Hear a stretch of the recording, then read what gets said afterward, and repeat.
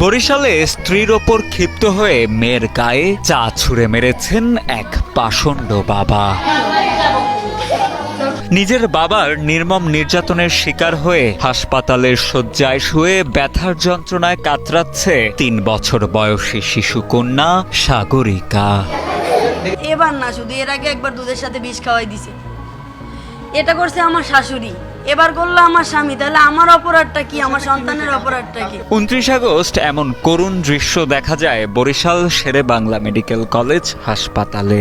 অর্থের অভাবে শিশুটির চিকিৎসাও করাতে পারছেন না হতভাগী মা। ছোট্ট সাগরিকার কান্নায় ভারী হয়েছে হাসপাতালের শিশু ওয়ার্ড। বাপ হয়ে এটা কোনোদিন সম্ভব না, আমি মনে করি এটা অন্যের সন্তানের মারা আমি মনে করি সম্ভব না। আর শত্রু যদি হয়, শত্রু সন্তানের মারাও সম্ভব না। এ বিষয়ে আহত শিশু সাগরিকার মা ফারহানা ইসলাম শারমিন জানান, ৬ বছর আগে বরিশাল সদরের চরমনাই ইউনিয়নের বুখাই নগরের বাসিন্দা সাগরের সাথে বিবাহ বন্ধনে আবদ্ধ হন পোশাক শ্রমিক ফারহানা।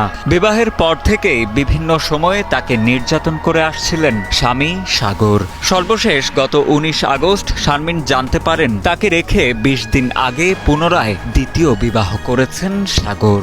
বিষয়টি জানার পর বরিশালে স্বামীর গ্রামের বাড়িতে গিয়ে স্থানীয় ইউপি চেয়ারম্যানের কাছে অভিযোগ দায়ের করেন ৩ মাসের অন্তঃসত্ত্বা ফারহানা শারমিন।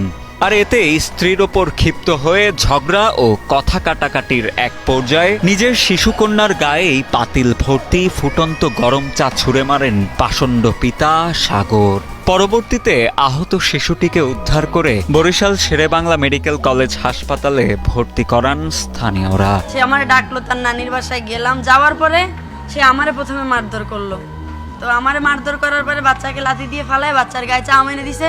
বলতেছে বাচ্চারে খুন করে তারপর আমাকে তাড়াবে। বাচ্চা থাকা সত্ত্বে নাকি আমি সবার থেকে সাহায্য পাই, আমাকে নাকি সবাই সাহায্য করে, সবাই সাপোর্ট করে। বাচ্চা না থাকলে কেউ আর আমাকে সাপোর্ট করবে না, কারোর থেকে আমি সাহায্যও পাবো না। সে বাচ্চা খুন করে আমাকে তাড়াই দিবে। এ বিষয়ে অভিযুক্ত সাগরের সাথে মোবাইল ফোনে একাধিকবার যোগাযোগ করার চেষ্টা করা হলেও তার মোবাইল বন্ধ থাকায় যোগাযোগ করা সম্ভব হয়নি।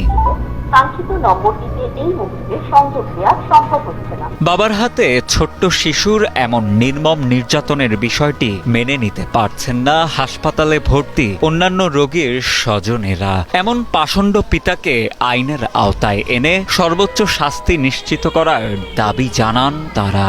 তদন্ত করে দেখেন বা সবাই দেখুক, যদি এটি যদি সত্য হয় তাইলে বিচারের আওতায় আনার জন্য আমার আহ্বান রইল। স্বামী স্ত্রী এরা যা করা করতে পারে, বাচ্চা নিয়ে এটা করা ঠিক। আমরা চাই যে মহিলার যেটা করছে এটা সুষ্ঠু বিচার হোক, ভালো হোক, যেন মহিলাটা বাঁচতে পারে বাচ্চাটা নিয়ে। এবং বাবা যদি করে থাকে তার কঠোর শাস্তি আমি মনে করি উচিত। এ বিষয়ে বরিশাল শেরেবাংলা মেডিকেল কলেজ হাসপাতালের শিশু সার্জারি বিভাগের সহকারী অধ্যাপক ডাক্তার দীপঙ্কর কুমার সাহা জানান, ফুটন্ত পানিতে দগ্ধ হয়ে শিশুটির শরীরের ৪% পুড়ে যায়। তবে এতে আশঙ্কার কিছু নেই বলেও জানান এই চিকিৎসক। শিশু এখন ভালো আছে, আপনারা নিজেরা দেখতে পাচ্ছেন, ও ঘুমাচ্ছে। ওর প্রাথমিক চিকিৎসা গতকাল দেওয়া হয়েছে, রাত্রেও আমি দেখে গেছি। রাত্রে 11টার দিকে আমি দেখে ওকে বাসায় গেছি। তো ওর চিকিৎসার ব্যাপারে যা কিছু আছে আমরা সহযোগিতা করব, এখানেই সম্ভব।